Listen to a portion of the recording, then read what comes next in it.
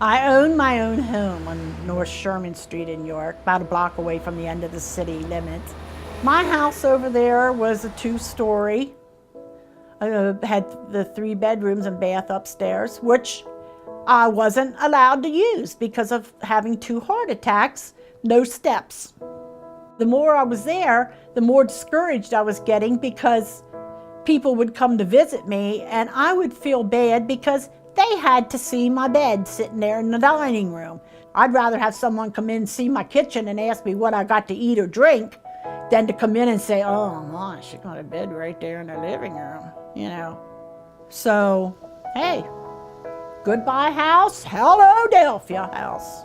I applied to the Delphia house mainly because it was all 1 floor, no steps, elevators, closer to town, and the apartments are very spacious. I mean, you couldn't ask for much more. Ever since this place has been built, I told myself one of these times I'm going to be old enough, I'm going to live in there. And I said, and I hope I get a front room where it's facing Philadelphia Street so I don't miss nothing, because I love to watch everything. It's not like you got to stay on a certain floor all the time. In fact, when I first moved here, I was having trouble with my legs. And I thought, instead of sitting around, I took the elevator up to the 7th floor and walked both ways, the L shape of the building.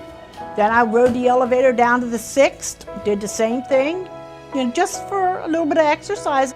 It gets me out, where before I was more or less confined to the house. Since October of last year, I have lost just about 75 pounds. And I have had people tell me, oh, look at that girl, look how she changed. It just changed my life completely. To keep myself occupied, I'll sit at the table with my pencils. I love to color, and I usually keep all my pictures. People that come in, they look and they say, man, that's really nice. Where did you get that picture? I said, I did it. I just used my imagination. I tried to blend in and go to details. I won't finish a picture until I have it exactly like I want it, you know. Plenty of people in here have gotten blankets from me for themselves or for baby gifts, and love sitting out front because it's really nice. You see everybody coming in and out, and they're friendly. This place is, it's gorgeous. I've been in a lot of other high-rises, and none of them compares to the Delphia house. If I had to go somewhere else, it would be 6 foot down. Now that I'm here, I have a new house. I have a new attitude on life. I love it here at the Delphia house.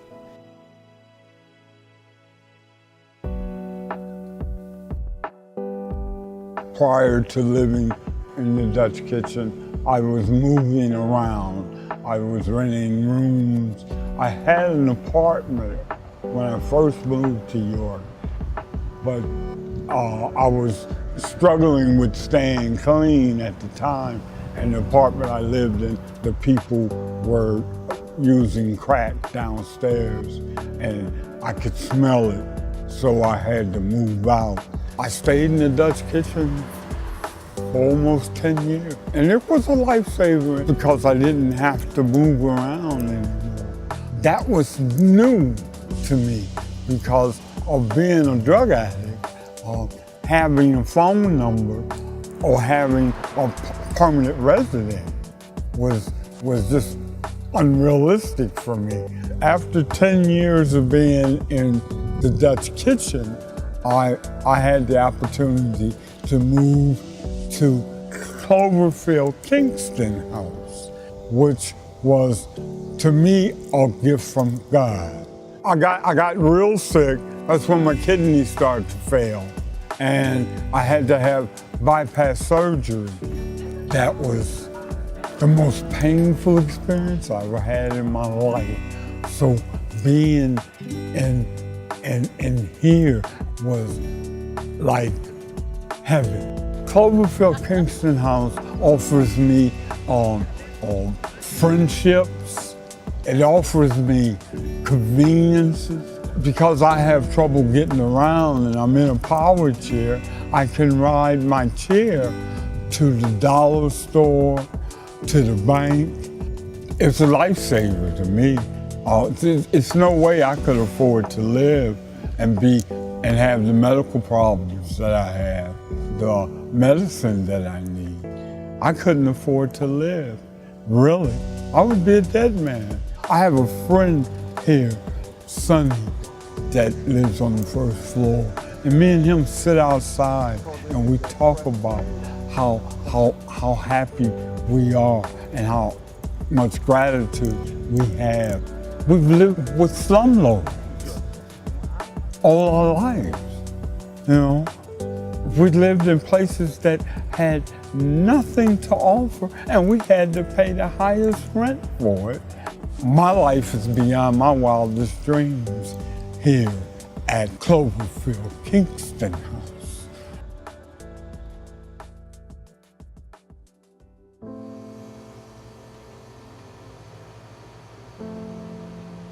I was out on the streets for like 2.5 months.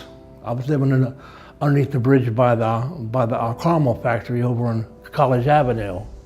It was cold, rainy. We all slept in sleeping bags. It was very difficult trying to find a way to survive, you know, be safe, you know, look out for your other friends that are out there with you, you know, or where you're going to get your next meal. So I went into the housing authority, filled my papers out. I put out that I was homeless, came up to Dutch Kitchen. Not even like a month, they called me and I'm here now. When it comes to nighttime, I know I got a roof, you know, I'm safe compared to being down on the streets. Got a place to do your laundry, so you ain't gotta walk no 4, 5, 6 blocks to the laundromat. You got a kitchen where you can then go downstairs to cook your food.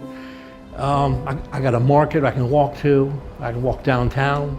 I'm free. I can go any place I want to go now. You know, I met a lot of good people, you know, that were in my situation before, and they, you know, they're here living. I worked there at the York Revolution. I started there in 2007 and been there 9 years. When I was out on the streets, I wasn't working then. But when I got back in here, I went back to work. I can like walk from here to the baseball diamond and stuff, and I ain't gonna take no bus or, you know, ask people for a ride or something like that. You get nurses from the college that come here to check on you. Like every week, they take your blood pressure, check your weight, you know, do the whole 9 yards. Professor Johns, like when she came here, she got me into like writing down what like a daily log, what I eat and stuff like this. And she's a very fabulous lady. When I first came here, I was like 297 pounds. Recently, I got onto a scale.